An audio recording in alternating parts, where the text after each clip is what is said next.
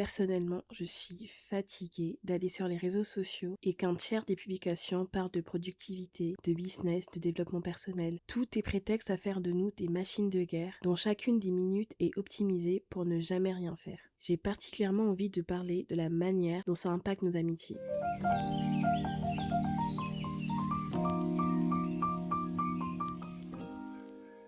Trop contente de vous retrouver pour un nouvel épisode de votre podcast À bon entendeur. Pour ce 3e épisode, je vous propose un format un peu différent de ce que vous avez pu entendre jusqu'à maintenant. En attendant de recevoir de nouveaux messages de nos auditeurs, j'avais envie de faire un petit chit-chat où c'est à mon tour de vous partager un peu ma pensée sur différents sujets. Vous l'aurez compris avec l'introduction, aujourd'hui j'ai envie de vous parler de la manière dont la société d'hyperproductivité dans laquelle nous sommes impacte nos amitiés.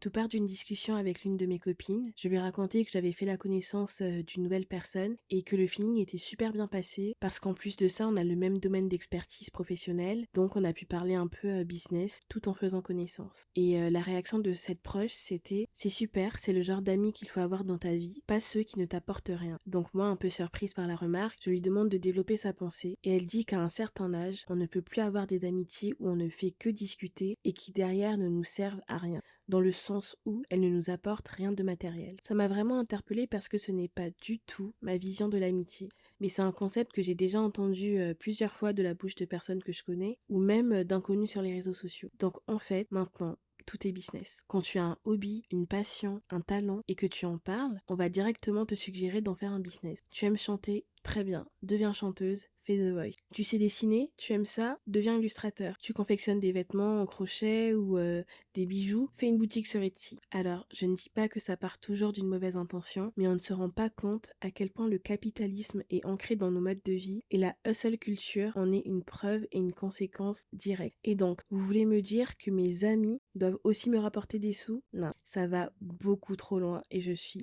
archi pas désolée. Ce type de discours est hyper dangereux selon moi et peuvent même conduire à l'isolement de certaines personnes qui peuvent croire qu'en fait leurs amis ne valent rien, tout simplement parce qu'ils ne leur proposent pas des business plans à toutes les conversations. Il y a plein de raisons qui font qu'on devient ami avec une personne ou un groupe de personnes. Ça peut être parce qu'on a le même humour, parce qu'on partage des valeurs, parce qu'on a une passion commune, etc., etc. D'ailleurs, beaucoup de personnes ont différents groupes de potes selon le contexte. Des potes pour faire la fête, des potes plutôt pour chiller, des potes pour avoir des conversations un peu plus sérieuses et se confier. Bref, tout ça pour dire qu'effectivement, on peut avoir des amis dont le point d'accroche principal est le business. Mais à mon sens, ça ne peut pas représenter 100% de nos potes. En tout cas, pour moi, ça me semble lunaire. Peut-être que pour vous aussi, mais je vous jure qu'il y a tout un mouvement d'entrepreneurs 2.0 qui pensent comme ça et c'est archi triste. Je précise bien évidemment qu'ici, je ne parle pas du tout des relations amicales qui s'effrite tout simplement parce qu'on n'a plus la même vision des choses ou parce qu'on ne partage plus rien. Dans le cas où l'on n'a plus d'atomes crochus,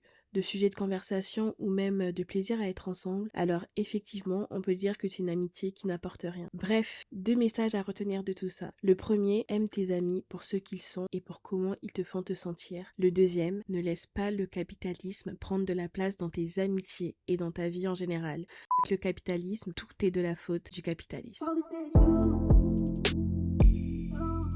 Voilà, ce sera tout pour ce petit chit-chat. J'espère qu'il vous aura plu. Moi en tout cas, je pourrais passer des heures et des heures à parler de ce genre de sujet et je réfléchis déjà au thème du prochain chit-chat. Entre-temps, j'attends vos notes vocales à partager dans les prochains épisodes du podcast. Je suis sûre que vous aussi avez plein de choses intéressantes à raconter qui toucheront au moins une personne. Sur ce, à bon entendeur.